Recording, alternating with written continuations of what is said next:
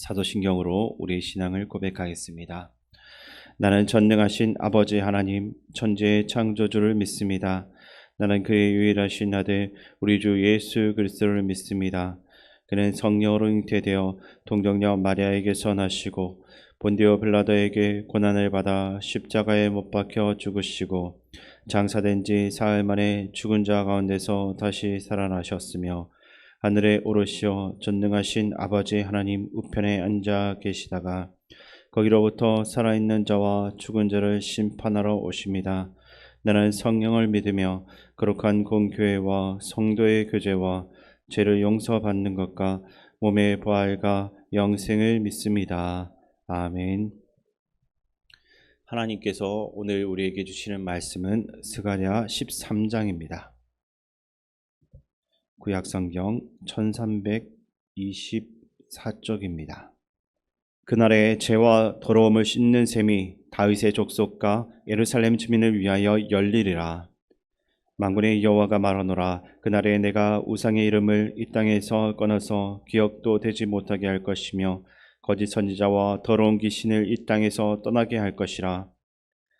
사람이 아직도 예언할 것 같으면 그 낳은 부모가 그에게 이르기를 내가 여호와의 이름을 빙자하여 거짓말을 하니 살지 못하리라 하고 낳은 부모가 그가 예언할 때 칼로 그를 찌르리라.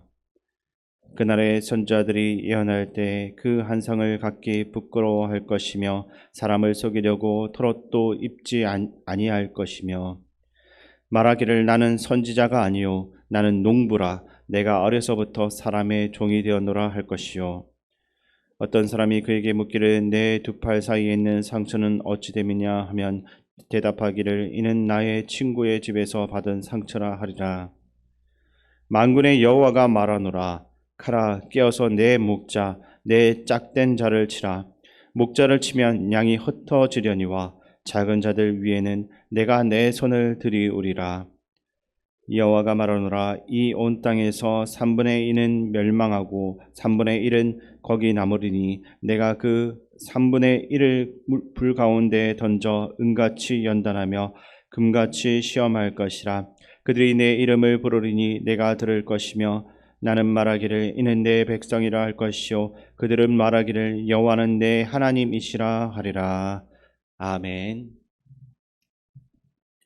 오늘 읽은 스가랴 13장 말씀을 보게 되면 예수께서 이 땅에 오시기 이전과 이후의 인생이 극명하게 달라지는 것을 선지자의 입을 통해서 전달을 하고 있는데 우리 1절 말씀 제가 읽어드리겠습니다. 그날에 죄와 더러움을 씻는 셈이 다윗의 족속과 예루살렘 주민을 위하여 열리리라. 아멘. 13장 1절에서도 그날에라는 표현이 나옵니다. 여기서 그날은 그 아들 예수 그리스도가 십자가에 달려서 죽임 당하는 날입니다. 그날은 모든 백성들이 눈물을 흘리고 애통하는 날임을 선지자가 예언하고 있는 것입니다. 장차 하나님의 아들 메시아가 오실 것인데 그분이 찔림을 받게 되면 하나님이 찔림 받는 것처럼 아들의 고통을 아버지가 느낄 것이고 그 아버지의 고통으로 인해서 온 세상 사람들이 다 애통하게 될 것이다 라고 말씀하고 있는 것입니다. 그리고 하나님께서 애통하시는 날, 아들이 찔림 받는 날, 온 세상 백성들이 애통하는 그 날에는 죄와 더러움을 씻는 그 셈이 반드시 열리게 될 것이다 라고 말씀하고 있습니다. 예수 그리스도께서 우리를 위하여 피 흘려 죽으신 그 보혈로 말미암아 모든 백성은 죄 씻음을 얻게 되었습니다. 구약 시대 때는 짐승이 죽어야만 했습니다. 그러다가 누군가의 죄를 위해서 짐승이 대신 죽고 그 짐승의 피를 통해서 제사함을 얻어야만 했던 것입니다. 근데 그 제사함의 효과는 오래 가지 못했습니다. 매일 성전에 나가 짐승을 잡아서 자신의 죄를 하나님께 고백하고 제사함을 입어야만 했기 때문입니다. 그리고 1년에 한 차례씩 대제사장이 모든 백성의 죄를 가지고 지성소에 들어가서 백성들의 그 죄가 어떠한 것인지를 고하고 속죄함을 얻어야만 했습니다. 하지만 예수 그리스도께서 이 땅에 오셔서 보혈을 흘리신 이후부터는 모든 인류는 단번에 제사함을 얻고 하나님 앞에서 영원히 자유로운 백성으로 살아갈 수가 있게 되었습니다. 우린 모두가 주님을 만난 이후로 죄의 권세에서 해방되어서 영원한 자유와 기쁨 가운데 살아가고 있는 것입니다. 우리가 과연 주님 안에서 구원받은 존재인가, 그렇지 못한 존재인가 하는 것은 지금 나를 둘러싸고 있는 것이 율법의 속박인가, 그렇지 않으면 감사와 자유와 기쁨인가 하는 그러한 것으로 구별하면서 판단해 볼 수가 있을 것입니다. 하나님께서 우리에게 아들 예수 그리스도를 선물로 주신 그 사랑을 믿고 살아가는 주의 백성들이 되어야만 할 것입니다. 그리고 우리가 먼저 그렇게 구원받은 백성이다라고 한다면 그 죄와 더러움을 씻는 샘물에 다른 믿지 않는 백성들도 함께 데리고 나와야만 할 것입니다. 즉 우리에게 큰 은혜와 함께 동시에 전도라는 사명이 주어졌던 것입니다. 오래전 우리 예수님께서 부활 성천하시면서 많은 제자들에게 말씀하셨던 것은 바로 전도의 사명입니다. 그러므로 우리 사랑하는 가족들과 우리 주변에 믿지 않는 수많은 사람들을 죄와 더러움을 씻는 그 샘물로 인도하여 함께 기쁨과 즐거움에 참여하도록 하는 것이 우리가 마땅히 이 땅에서 행해야만 할 의무인 것입니다. 이어서 2절 말씀 우리 함께 읽겠습니다. 만군의 여호와가 말하노라. 그날에 내가 우상의 이름을 이 땅에서 끊어서 기억도 되지 못하게 할 것이며 거짓 선지자와 더러운 귀신을 이 땅에서 떠나게 할 것이라. 아멘. 예수 그리스도께서 이 땅에 오셔서 우리의 죄를 위해서 십자가에 달리시게 되면 세상에 있는 모든 우상은 사라질 것이다 라고 하고 있습니다. 우상은 그것을 섬기는 자를 위해서 스스로를 희생하지는 않지만 예수님은 우리를 위해서 자신을 희생하셨기 때문입니다. 또한 우리가 진실로 하나님을 만나면 우리 속에 있는, 우리 마음 안에 있는 모든 우상은 분명히 사라지게 될 것입니다. 지금까지 사람들이 섬기고 있었던 그 우상은 모두가 거짓이기 때문입니다. 그러므로 참된 신앙을 가진 자는 우상을 제거하고 살아가게 되어 있습니다. 또한 돈과 명예에 대한 갈망은 우리를 더욱더 황폐하게 만들 뿐입니다. 돈을 쫓는 사람들의 말년이 비참하고 명예에 사로잡혀 있는 그 사람들의 삶도 결코 행복하지 않습니다. 왜냐하면 그것들은 우리 마음속에 있는 우상이기 때문입니다. 우상은 결국 사라지게 되어 있습니다. 우리가 진실로 하나님의 아들을 믿고 구원받은 백성이라면 우리 마음속에 있는 우상도 마땅히 사라져야 할 것입니다. 지금 이 순간 우리 마음속에 어떠한 우상이 있는지 깨닫고 참된 진리와 믿음 안에서 살아가기를 바랍니다. 이어서 본문 4절과 5절 제가 읽어드리겠습니다. 그날의 선지자들이 예언할 때 그 한상을 갖기 부끄러워할 것이며 사람을 속이려고 털옷도 입지 아니할 것이며 말하기를 나는 선지자가 아니요 나는 농부라 내가 어려서부터 사람의 종이 되었노라 할 것이요. 아멘. 이스라엘 사회 안에서는 스가랴 이전과 이후에도 거짓 선지자들이 많이 있습니다. 그들은 주로 털옷을 입고 다녔는데 이는 엘리야의 옷을 입고 그 사람을 흉내내고 있는 것입니다. 당시 사람들은 선지자를 떠올릴 때 보통은 엘리야를 생각했던 것 같습니다. 근데 엘리야는 예언의 능력을 가지고 하나님의 말씀을 전할 수 있는 사람이었지만 거짓 선지자들은 예언의 능력이 없었습니다. 따라서 그들은 예언의 능력은 없었고 하나님과의 소통도 없었지만 겉으로 보여지는 털옷을 입고 다니면서 마치 엘리야처럼 예언의 능력이 있는 것처럼 사람들을 속일 수가 있었던 것입니다.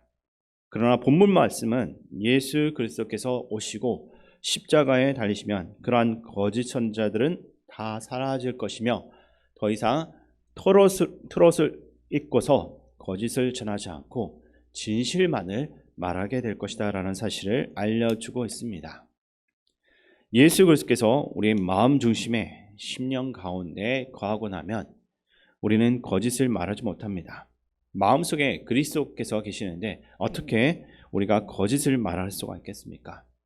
하나님의 백성들은 모름지기 참된 말을 하는 사람들이고 진리 위에서만 거하는 사람들입니다.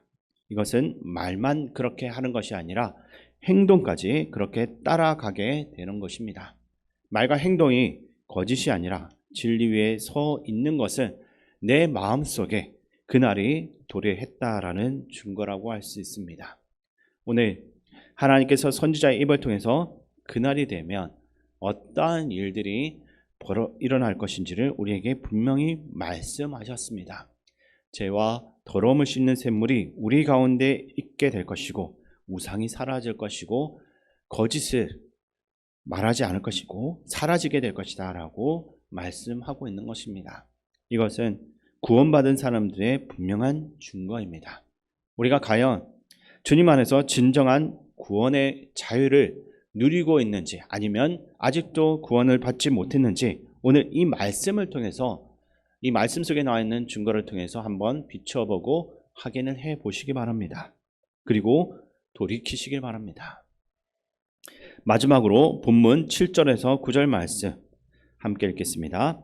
만군의 여호와가 말하노라 가라 깨어서 내 목자 내 짝된 자를 치라 목자를 치면 양이 흩어지려니와 작은 자들 위에는 내가 내 손을 들이우리라. 여호와가 말하노라 이 온 땅 위에서 3분의 2는 멸망하고 3분의 1은 거기 남으리니 내가 그 3분의 1을 불 가운데에 던져 은같이 연단하며 금같이 시험할 것이라. 그들이 내 이름을 부르니 내가 들을 것이며 나는 말하기를 이는 내 백성이라 할 것이요 그들은 말하기를 여호와는 내 하나님이시라 하리라. 아멘.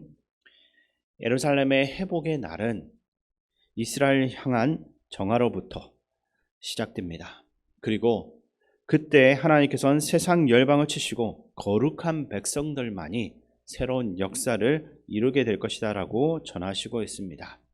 여기서 3분의 1은 정확한 숫자가 아니라 상징적인 숫자로서 요한계시록에서도 우리가 볼 수가 있습니다. 심판은 결국 거룩한 자를 구별하기 위한 하나님의 역사입니다. 이 심판이 우리의 시대 가운데서 언제 찾아올지 모르기 때문에 우리는 때때로 이 종말의 이야기를 듣는 것을 너무 두려워할 때가 있습니다. 그러나 분명한 것은 오늘 심판의 시간이 당장 우리를 찾아온다 할지라도 우리의 모습이 하나님 앞에서 거룩하다라고 한다면 그 시간은 도리어 우리에게 축복이 될 것이고 가장 황홀한 시간이 될 것입니다. 우리 모두 미래의 일을 두려워하는 삶이 아닌 오늘을 믿음으로써 살아내고 참되고 거룩한 그리스도인으로서 이 땅을 살아갈 수 있기를 주님의 이름으로 축원드립니다. 아버지 하나님, 주님이 주시는 심판의 말씀들이 우리에게 두려움이 될 때가 있음을 고백합니다. 그러나 하나님께서는 악한 자들을 심판하시되 선한 자들을 구원하시는 분이심을 기억하며 두려움보다는 하나님을 향한 소망을 가지고 오늘 믿음 가운데 살아가게 도와주옵소서. 세상의 거짓된 우상을 따르는 마음을 버리게 하시고 거짓된 영을 쫓아 살아가지 않도록 우리의 마음을 지켜주시며 인도하여 주옵소서. 우리의 참 소망이 되시는 예수 그리스도의 이름으로 기도드립니다. 아멘. 주기도문으로 예배를 마치겠습니다. 하늘에 계신 우리 아버지, 아버지의 이름을 거룩하게 하시며 아버지의 나라가 오게 하시며 아버지의 뜻이 하늘에서와 같이 땅에서 이루어지게 하소서. 오늘 우리에게 일용할 양식을 주시고 우리가 우리에게 잘못한 사람을 용서하여 준 것 같이 우리 죄를 용서하여 주시고 우리를 시험에 빠지지 않게 하시고 악에서 구하소서. 나라와 권능과 영광이 영원히 아버지의 것입니다. 아멘. 이 시간 말씀을 가지고 우리가 기도할 때 우리 안에 여전히 남아있는 우상들을 버리게 하시고 오직 하나님의 사랑만을 믿고서 담대하게 살게 하소서라고 기도하시기 바랍니다. 그리고 나라와 민족, 이 땅의 지도자를 위해서 기도하시고 또한 우리 교회와 성도님들을 위해 기도하실 때 어르신과 한우들, 특별히 김준영 집사님 회복을 위해서 기도하시고 군 복무 중인 청년들과 다음 세대 각 부서 또 선생님들을 위해 기도해 주시기 바랍니다. 마지막으로 세계 각지에서 복음 전하기 위해 수고하고 헌신하는 선교사님과 수련회 참석 중인 담임 목사님을 위해서 함께 기도하며 나가겠습니다. 존귀하신 아버지 하나님, 오늘도 말씀을 통해서 우리 깨닫는 은혜를 허락하여 주심을 감사드립니다. 우리가 예수 그리스도를 통해서 한 번의 구원을 받고 그 은혜를 누릴 가운데 아버지 하나님, 그 은혜를 우리만 누리기에는 너무나도 이 은혜가 큽니다. 아버지 하나님, 우리가 받은 이 큰 은혜를 함께 나눌 수 있는 마음을 주시고 우리 주변에 있는 이들에게 복음을 전할 수 있도록 저희를 이끌어 주시옵소서. 아직도 하나님께서 예수 그리스도께서 이 땅에 보이신 그 사랑을 모르고 살아가는 분들이 너무나 많습니다. 안다고 할지라도 그 사랑을 가볍게 여기며 거부하는 이들의 싸움, 아버지 하나님, 우리가 애통한 마음 그들에게 다하고 그 사랑을 전하며 그들도 다 함께 예수님께로 데려올 수 있도록 아버지 끌어주시고 인도하여 주시옵소서. 우리의 직장과 가정과 또 우리가 만나는 모든 이웃들과 복음 전하는 적을 줄 수 있도록 저희 인도하여 주옵소서. 또한 아버지 하나님, 수련회 참석 중인 담임 목사님 말도 함께하여 주시옵소서. 오늘까지 지속하는 하나님 인도하여 주시고 모든 일정을 잘 마치고 올라오실 수 있도록 인도하여 주옵소서. 아버지 하나님, 목사님과 우리가 함께하여 주시옵소서.